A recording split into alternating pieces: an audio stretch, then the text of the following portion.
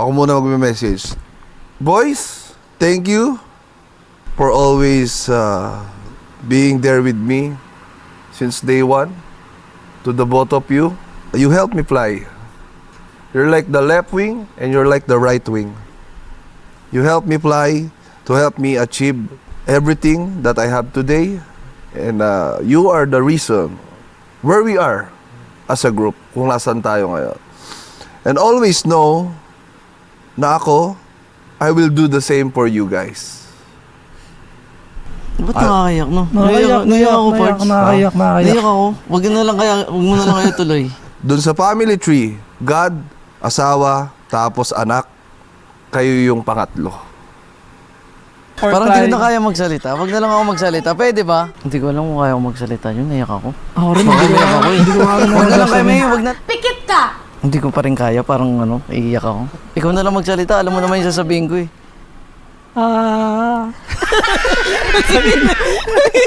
Bobo ka talaga. Hindi. Ano ba? Tangina kasi. Siguro kay Kuya, muna. Salamat sa Tangina kasi, pare. Salamat sa pagsama sa amin sa sa pangarap mo. Kasi naalala ko, guys, ako yung unang-unang sinabihan ni Kuya ng gusto niyang gawin sa YouTube. Nasa pa kami noon sa Ibiya.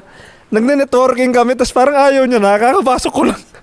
Nagsanla ako ng laptop. Hindi ko pa nababawi, ayaw niya. Kanino laptop yun? Hindi naman sa atin yun. Naging laptop ng classmate ko, hiniram ko lang sinala. Tapos naalala ko lang ang pinaplano niya pa na tangina, parang ang nasa isip pa nga ni Kuya nun na title, Velasquez Bros. Na ang pangalan ng channel niya, Velasquez Bros. Kasi nga, yung mga nagtatakbo, kasi di ba yung makikita niyo yung mga video ni Kuya dati, bukod sa mga Eagle Man, kasi yun yung pinakauna eh.